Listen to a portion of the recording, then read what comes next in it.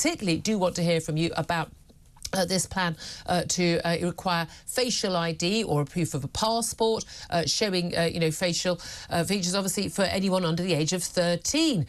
Children under 16, not necessarily, but children under 13, that is what the Ofcom regulator is suggesting today. Want to put it into a plan that would come into law next year. Of course, that would assume that Labour would follow it through, which, let's face it, they're more likely than not to do so. The idea is to protect children from online harms, like seeing sexual content and violent content, and algorithms, of course, which lead them to things like self-harm, suicide and the like. I'd love to hear your thoughts. Do you agree with this or not? Do you think this is a great idea? We need to protect children. There should be more rules. Parents aren't doing their job. The social pressure to be on social media, this will help solve it.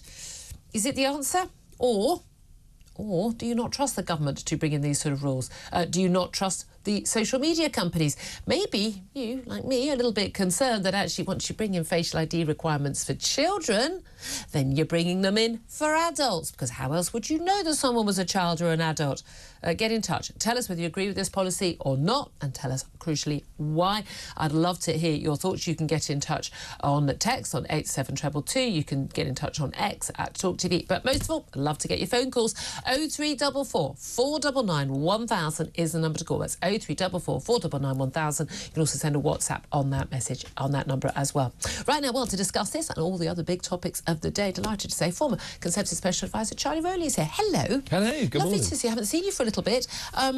What do you make of this announcement? Because it came from the, just to give people a little bit more detail, it came from from Ofcom, and Dame Melanie Dawes was out, the Ofcom Chief Executive, getting an incredibly easy ride from mainstream media today about this issue. But basically, it's all come about because of concerns that have been raised, let's face it, largely by the parents of children who have committed suicide or died at the results of somebody, they believe, was on social media. Horrible. Wouldn't wish that on anybody. My heart goes out to these parents. It's our worst nightmare. However, I'm always a little bit concerned about any new rule, new regulation, new law that comes into force as a result of a grieving parent. I'm not entirely sure those people make the best laws. I think that's why we don't have the grieving families making laws on these things. Is it right to restrict children on social media under 13, first of all? I do think it is, actually, and I totally get what you're saying, because you can sometimes have a knee-jerk reaction to something when actually the majority of people that are online do use it for good, and they do use it for the right reasons, and they don't have the trolling, or they're not using it for ill.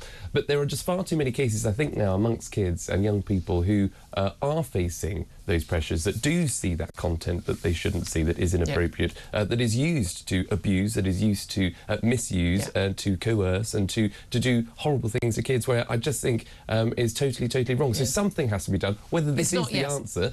That's the question, isn't it? Because everyone says it's a Wild West. Of course, well, it wasn't a Wild West when we were, trying to have conversations about, COVID, lockdowns, BLM, trans, when we were being massively censored. So it's not a Wild West. We know that governments use social media to censor. We've seen all those documentation. The American government, the British government, other governments did this.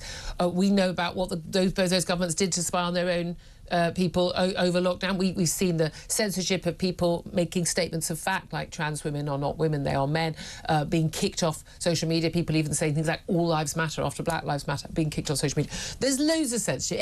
It's nothing close to a Wild West, unless social media companies can make money from it, and they make money from algorithms that drive adults and children to this stuff. Now, they're saying they want to one of the key things here is not just about who can get on to some of these social media sites, but also content like self-harm, suicide, eating disorders. I would say also stuff pushing kids towards trans stuff, like binding your breasts and things.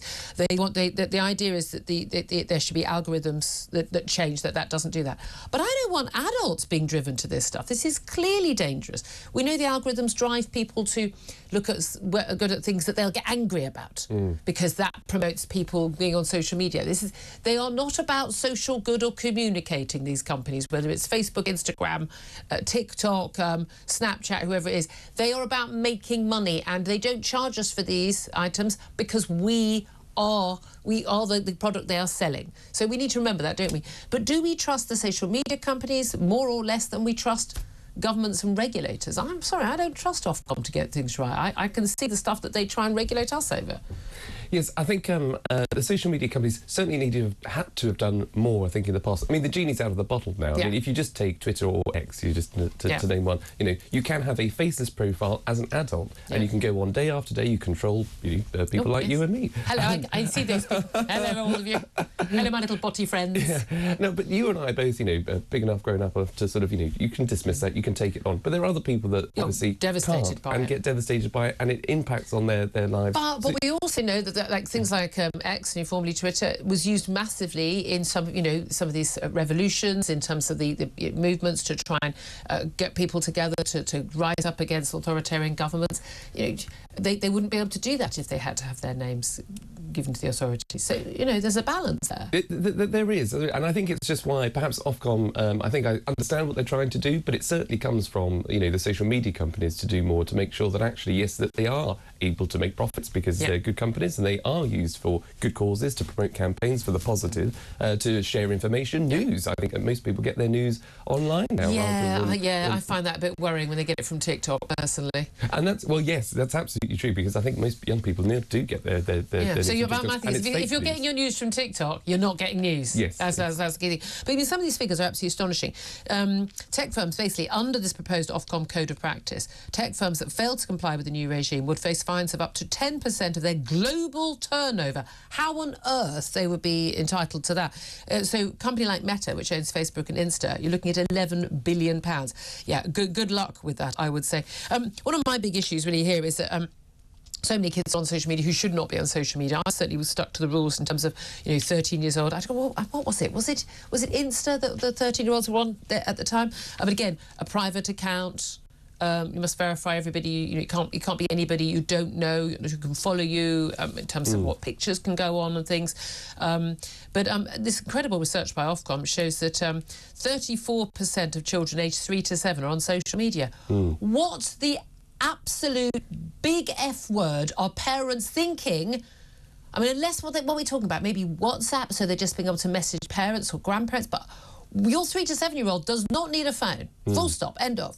63% of, so more than 6 out of 10, 8 to 11-year-olds on social media. Again, I don't think there's any social media you're allowed to be on before 13. 9 out of 10, 12 to 15-year-olds, and likewise 16 to 17-year-olds. A lot of this comes down to bad parenting. I'm sorry, not parenting pressure. Bad parenting. Let's call it what it is. We need to have more judgment in this country. We do not judge people enough when they do things wrong.